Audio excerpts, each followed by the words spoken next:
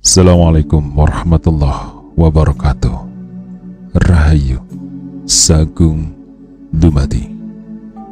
Masih bersama kami di channel Babat Nusantara.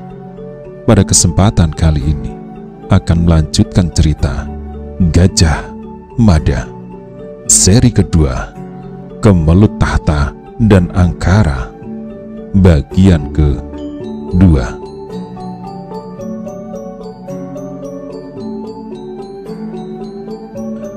Ratu Gayatri yang terlihat masih cantik karena kebersihan hatinya itu sibuk menenteramkan kakaknya, Ibu Ratu Tribhuwaneswari yang amat terpukul.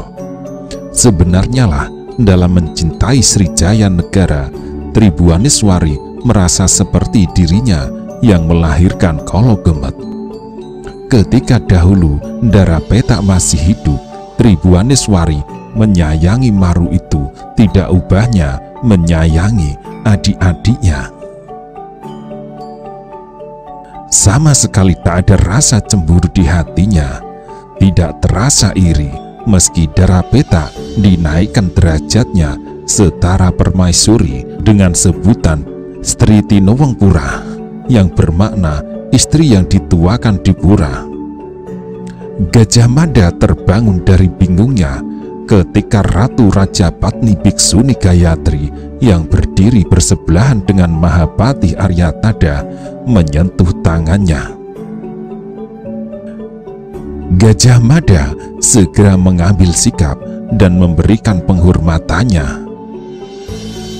"Gajah Mada," ucap Ratu Gayatri dengan suara sangat tenang. "Hamba Tuan Putri Ratu," jawab Gajah Mada. "Janganlah kau kehilangan akal. Berpikirlah dengan tenang dan bertindaklah. Janganlah kau ikut-ikutan bingung sampai tidak tahu apa yang harus dikerjakan," ucap Gayatri sambil mengalungkan selempang samir di lehernya.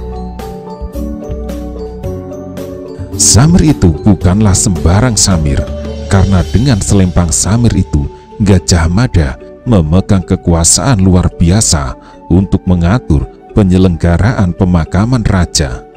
Selempang samir itu juga menjadi pertanda segenap prajurit apapun pangkatnya harus tunduk pada perintahnya. Aryatada tidak mau ketinggalan. Aryatada melepas lencana kepatihan yang dikenakan dan menyematkan lencana itu ke dada kanan Gajah Mada. Siapapun yang berhadapan dengan Gajah Mada tak ubahnya berhadapan dengan Mahapati Amangkubumi Aryatada sendiri. Gajah Mada mengangguk dan segera memberikan sembah penghormatan. Gajah Mada mengarahkan pandangan matanya ke arah Mahapati Tada. Barangkali ada perintah lain. Akan tetapi Aryatada hanya mengangguk. Seumur-umur belum pernah Gajah Mada melihat mata Aryatada basah. Namun kematian Kologemet berhasil memaksa mata kakek tua itu membasah. Mahapati Aryatada memang layak kehilangan. Di sepanjang perjalanan hidupnya, ia mendampingi Srijaya Negara sedari masih bocah. Dimulai jauh ketika Aryatada belum mendapat Mahapati. Bagi Aryatada yang uldur, Jaya Negara tak ubahnya seperti anak kandungnya sendiri. Kematian Jaya Negara melalui pembunuhan itu benar-benar mengiris hatinya. 9 tahun yang lalu, ketika terjadi pemberontakan yang dilakukan oleh Rakuti, Gajah Mada masih berpangkat bekel ketika memimpin pasukan Bayangkara melakukan penyelamatan atas Srijaya Negara melalui pengawalan luar biasa dengan menempuh perjalanan amat jauh menusuk ke pegunungan Kapur Utara. jasa-jasanya luar biasa itulah Gajah Mada dibebaskan dari tugas memimpin Bhayangkara dan kepadanya dianugerahkan jabatan sebagai Patih di Jiwana, mendampingi Sri Gitarja sebagai pemangku wilayah Kahuripan. Terakhir, Gajah Mada menduduki jabatan Patih di Daha, mendampingi Brehdaha atau Dihawiyat yang menjadi pemangku wilayah itu. Tugas berat memimpin dan membina pasukan Bhayangkara selanjutnya diserahkan kepada Gagak Enggon yang juga memiliki nama Gajah Pradamba. Untuk kedudukan itu, pangkat Gajah Enggon dinaikkan menjadi Senopati. Melihat sejarah di belakang, pasukan Bhayangkara tidak mungkin melupakan Gajah Mada. Pengaruh Gajah Mada yang sangat kuat dan mengakar di pasukan itu menyebabkan Gajah Enggon serasa berada di balik bayang-bayangnya. Gajah Pradamba terpilih menjadi pimpinan pasukan Bhayangkara karena ia tidak mempunyai cacat. Sebaliknya, Gagak Bongol yang sangat berkeinginan menjadi orang pertama di pasukan pilihan itu terpaksa hanya bisa gigit jari. 9 tahun yang lalu, Gagak Bongol melakukan kesalahan karena telah menghukum mati seorang prajurit Bhayangkara yang tidak bersalah. Kekeliruan itulah yang harus ditebusnya hingga kurun waktu yang panjang. Gagak Bongol mestinya harus berhadapan dengan undang-undang Kutaramanawa. Namun, Jayanegara telah menyelamatkannya. Tuduhan terhadap Gagak Bongol dapat dipatahkan dengan meletakkan kesalahannya pada Bango Lumayang atau Singa Parepen. Singa Parepen yang bersalah, bukannya Gagak Bongol. Perintah apa yang akan kau berikan kepadaku, Kakang Gajah? Patih Daha, Gajah Mada, mengarahkan perhatiannya ke kegelapan malam yang pekat. Telinganya menangkap suara burung gagak di kejauhan. Siagakan pasukan dan siapkan apapun yang dibutuhkan untuk pemakaman Sri Baginda. Gajah Mada memberikan perintahnya.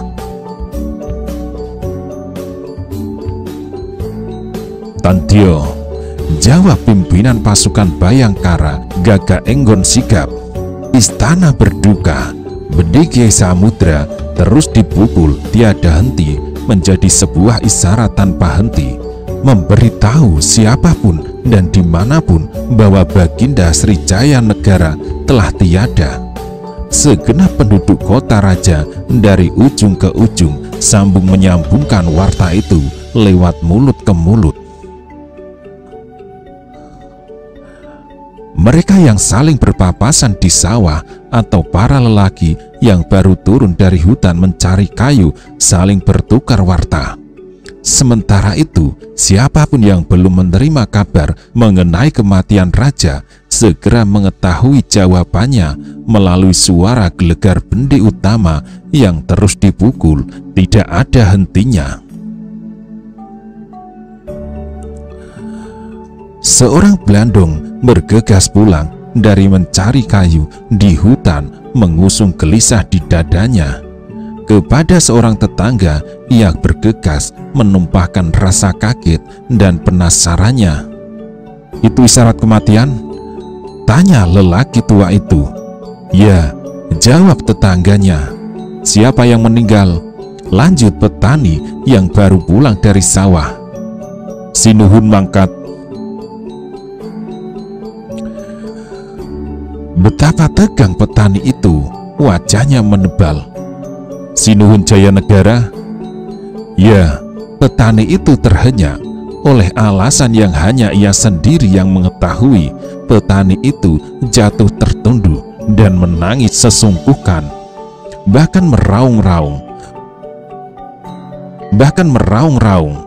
Gelegar Kiai Samudra masih berkumandang menyapa petang. Menyapa siapa saja, Tak hanya gelegar Kiai Samudra tanda isyarat yang dilepas dari istana. Ketika sebuah sangkakala ditiup melengking disusul anak panah berapi dikirim memanjat langit, segenap prajurit yang melihat isyarat itu bergegas mengartikan. Manakala 5 buah panah sanderan membumbung dengan membawa suara melengking memekakkan telinga, maka segera dijawab oleh melesatnya anak panah sanderan pula dari beberapa tempat sebagai jawaban. Tanda memahami perintah itu. Tabur ditabuh berderap di belakang dinding Santana Raja. Tabur juga dipukul di Jati Pasar. Orang-orang yang berniat menggiring pulang ternak gembalanya dari lapangan bubar terhenyak. Isyarat panah sanderan susul menyusul berbaur sangkakala, dan tabur itu dengan segera diterjemahkan dengan tegas dan jelas. Beberapa perintah segera disalurkan ke bangsal-bangsal kesatrian dan Santana Raja yang terletak di arah barat laut istana. Di arah kiri lapangan depan bersebelahan dengan parit pelindung istana, sekaligus segera menyibukkan balai pertemuan para kesatria yang bersebelahan di sisi kanan tata rambat Balai Maguntur.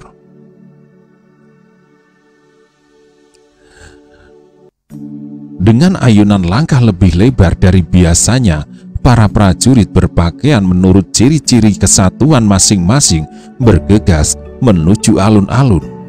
Ketika segenap pasukan mulai memenuhi alun-alun, terdengar aba-aba yang diucapkan dan dijawab sangat sigap. Para wadya bolo sumadyo, tadyo. Terdengar sebuah perintah. Tadyo. Terdengar jawaban serentak. Diterangi cahaya obor dan dalam balutan kabut yang mulai turun, Gajah Mada segera menempatkan diri siap memberikan sesorah. Segenap prajurit yang berasal dari gabungan 3 kesatuan yang pernah bertikai, tidak ada yang merasa keberatan Gajah Mada menempatkan diri di tempat yang sangat terhormat itu. Segenap pasukan siap menyimak. Para kawulo yang berdiri di luar barisan ikut mendengarkan. Gajah Mada yang semula hanya berbangkat bekel terbukti mampu melakukan tindakan yang luar biasa. Melalui kecerdasannya, 9 tahun lalu Rakuti dibuat pontang-panting kebingungan dalam memburu jaya negara. Di puncak kemelut yang terjadi, Gajah Mada bahkan berhasil membungkam Rakuti dan anak buahnya untuk selamanya. Lebih dari itu, kini Gajah Mada sedang mengenakan selempang samir khusus yang diterima dari Ratu Gayatri, yang merupakan pertanda ia mempunyai hak memberikan serohan dalam pertemuan di alun-alun itu. Dari bentuk lencana dan warnanya yang gemerlap kekuningan, siapapun tahu Gajah Mada juga sedang mengemban kekuasaan Mahapatih Aryatada. Pada jarak yang sebenarnya tidak seberapa jauh, berbaur dengan segenap kawulo yang berduka, Pancaksara mempersiapkan alat tulisnya. Hari ini kita kehilangan besar Baginda Prabu Sri Sundara Pantio Dewa Nama Maharaja Biseka Sri Wisnuwangsa mangkat. Bergetar alun-alun itu karena Patih Daha Gajah Mada berbicara langsung pada pokok persoalan. Rasanya seperti tidak ada manfaatnya berhasil menyelamatkan Tuanku Srijaya Negara ke Bandarnawa Surya. Lalu jika akhirnya tangan jahat itu tetap berhasil menjangkau Ratanca diampuni, Ratanca yang selama ini dianggap kembali bersih hatinya, terbukti masih ada bulu-bulu yang tumbuh di jantungnya. Ratanca yang diminta mengobati Tuanku Baginda justru meracunnya. Apa yang menimpa Baginda setidaknya harus menjadi renungan bagi siapapun untuk jangan coba-coba melakukan tindakan makar. Yang terbukti, petualangan macam itu menyengsarakan siapa saja. Kata-kata Gajah Mada itu sangat menggema, berdentang-dentang di segenap dada yang tidak seorang pun membantah kebenarannya. Atas nama istana, juga atas perintah Mahapati Aryatada, dengan ini aku perintahkan untuk mengibarkan bendera gula kelapa setengah tiang selama sepekan penuh sebagai bertanda bergabung. Sebarkan warta duka praloyo atas mangkatnya Sang Prabu ke segenap sudut pelosok. Terakhir, aku perintahkan untuk dilakukan langkah-langkah yang diperlukan terkait pemakaman Sri Baginda. Perintahku cukup jelas untuk dikerjakan.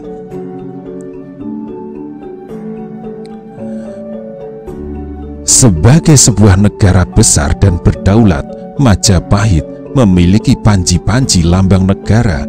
Di antaranya adalah bendera gula kelapa yang bermakna sangsaka merah putih. Di samping gula kelapa, Majapahit memiliki cihna yang dibatik di atas lembar kain dengan corak Gringsing Lobheng Luwih Laka yang melatari gambar buah wilwa. Pembuatan lambang berlatar corak gringsing yang demikian memiliki cerita tersendiri.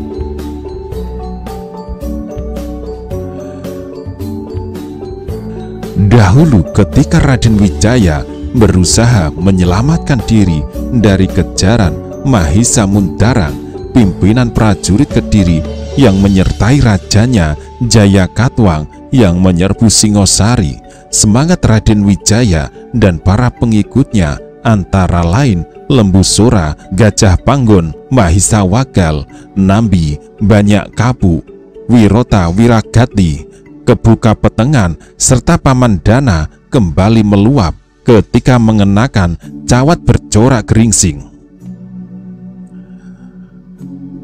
Dengan semangat yang berkobar amat makantar-kantar, Raden Wijaya kembali menyerbu masuk ke Singosari. Akan halnya lambang buah maja yang terletak di tengah-tengah, berlatar peristiwa yang terjadi ketika dilakukan babat hutan tari. Dari keadaan lapar, lelah, dan menderita, salah seorang prajurit mendapat buah maja.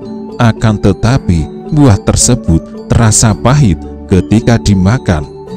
Peristiwa yang kemudian menjadi sumber gagasan penamaan negara menjadi Majapahit. Gajah Mada tidak merasa perlu berbicara berlama-lama. Apa yang diucapkan Ratu Gayatri cukup sekali dan sudah jelas. Kepada Senopati Gajah Enggon, pimpinan pasukan Bayangkara yang baru, Gajah Mada menyerahkan kendali untuk mengatur segala macam tindakan dan langkah yang perlu diambil. Gajah Mada berbalik dan melangkah kembali ke istana. Akan tetapi sebuah sapa menghentikan langkahnya. Ada beberapa hal yang ingin kukatakan kepadamu, Gajah Mada. Suara orang itu dari jarak yang cukup jelas. Gajah Mada amat mengenali suara itu, juga mengenali orangnya. Ikut aku, jawabnya pendek. Orang yang meminta perhatian Gajah Mada, ia adalah Pancaksara. Segera bergegas menyamakan lebar langkah kaki mengikuti Gajah Mada masuk ke dalam lingkungan istana. Pancaksara mengira Gajah Mada akan membawanya masuk ke istana. Ternyata dugaan itu salah.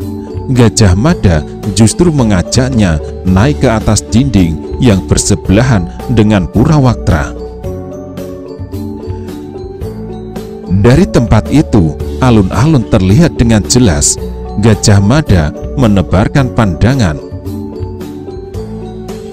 Ceritakan apa yang terjadi, kata juru warta Pancaksara. Gajah Mada menoleh dan memandang wajah Pancaksara menembus benaknya sampai ke lipatan-lipatan yang paling dalam. Pancaksara tidak tersenyum.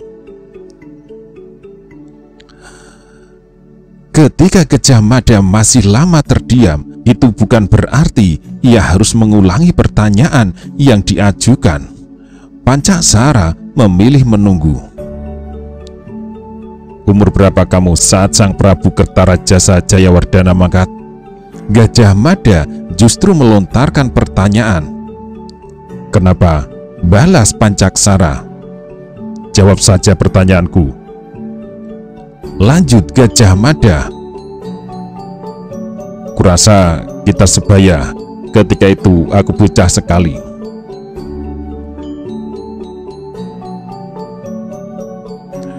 Karena masih bocah, aku tentu belum menggagas menulis Negara Kertagama. Namun, aku mencatat suasananya sama seperti yang kita rasakan kali ini. Bau udaranya, bahkan angin yang bertiup. Gajah Mada kembali terdiam beberapa jenak. Apa yang kamu tulis? Tanya Gajah Mada. Negara Kertagama, jawab Pancaksara. Aku telah menyiapkan judulnya, tetapi penulisannya sendiri masih membutuhkan waktu panjang. Negara Kertagama bagiku merupakan mimpi yang harus kuwujudkan. Butuh waktu dan kesabaran. Saat ini aku baru memulai. Pandangan Gajah Mada menerawang menggeretaki wajah langit yang bopeng-bopeng karena mendung di sana sini. Sementara bintang-bintang tak tampak gemerlapannya. Sama, saat itu aku juga masih bocah. Beberapa tahun kejadian itu berlalu. Pancaksara memejamkan mata untuk membuat hitungan-hitungan. 19 tahun, jawabnya tenang. 19 tahun, ternyata Sang Prabu memerintah dalam waktu yang sependek itu, gumam Gajah Mada. Ternyata Pancaksara tak sependapat dengan ucapan Gajah Mada. Salah, balas Pancaksara. Tuanku Jayanegara menyelenggarakan pemerintahan 3 tahun lebih lama. Mendiang Baginda Raden Wijaya hanya 16 tahun. Sri Rangga Raja Sabatara Sang Amurwa Bumi, pendiri Wangsa Rajasa, justru hanya 5 tahun. Gajah Mada terheran-heran. Prabu Ken Arok memerintah hanya 5 tahun? Letupnya. Ya, jawab Pancaksara.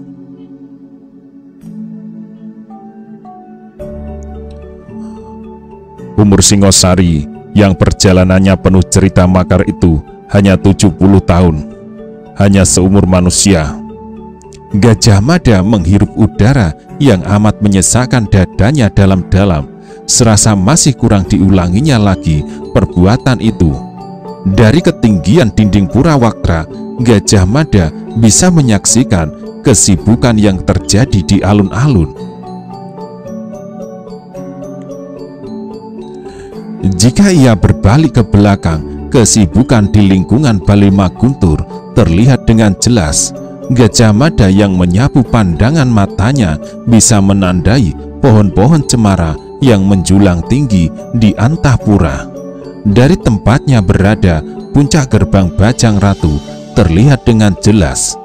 Sementara jika Gajah Mada berbalik, 5 batang pohon Brahmastana dengan daun lebat layak dicurigai sebagai sarang hantu.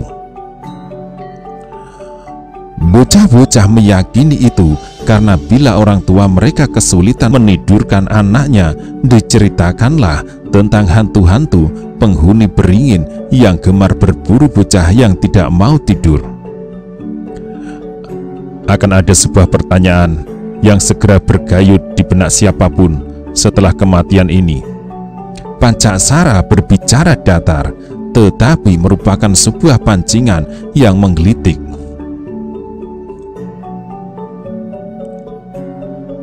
Pertanyaan itu sejatinya telah menggoda isi kepala Gajah Mada.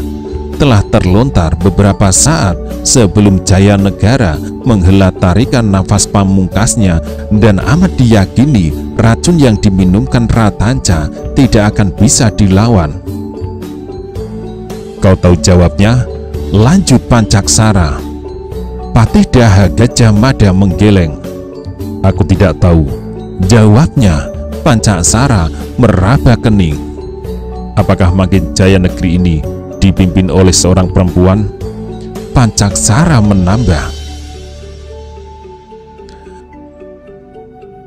Gajah Mada menerawang ketika memejam mata. Yang segera terbayang adalah wajah Sekar Kedaton, Sri Gitarja, dan Dyah Wiyat. Apakah salah satu dari mereka yang akan dinobatkan menjadi raja menggantikan saudaranya? Kemungkinan itu ada, namun bisa pula para ibu ratu. Orang-orang yang paling berhak mengambil keputusan punya jawaban lain. Tak masalah, jawab Gajah Mada. Yang penting harus didampingi sosok yang memiliki tulang punggung kuat. Ke depan, Majapahit harus semakin kuat, jaya, dan cemerlang. Pancaksara beberapa jenak terdiam. Kau benar, ucapnya. Putri Sima, Ratu Kalingga, seorang perempuan, tetapi ia memiliki ketegaran dan kekuatan tidak kalah dari laki-laki. Dengan segera arah perhatian Pancaksara tertuju pada anak perempuan mendiang Raden Wijaya yang terlahir dari Ratu Gayatri. Dalam usianya yang masih belia, Sri Gitarja telah menyandang kedudukan yang tidak bisa dianggap ringan. Kepadanya telah diserahkan tugas untuk menjadi wali pemangku Istana Kahuripan. Itu sebabnya padanya melekat gelar Breh Kahuripan. Dengan kedudukannya sebagai anak yang lebih tua, adakah dengan demikian Sri Gitarja harus melaksanakan tugas amat berat mengemban kedudukan sebagai ratu menyelenggarakan pemerintahan?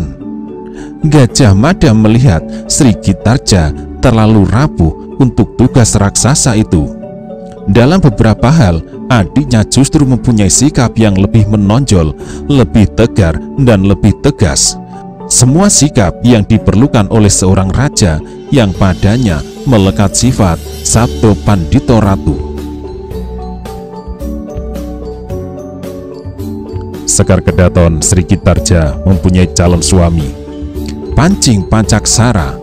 Patih Daha Gajah Mada berbalik dan menatap lawan bicaranya dalam-dalam. Akan tetapi dengan segera bayangan wajah Cakradara bagi hadir di depan matanya. Apa yang diucapkan Pancaksara memang harus dicermati. Apabila kekuasaan dan penyelenggaraan pemerintah diberikan kepada Sri Gitarja, lantas bagaimana peran Cakradara? Mampukah Cakradara menjadi tulang punggung mendampingi istrinya menyelenggarakan pemerintahan?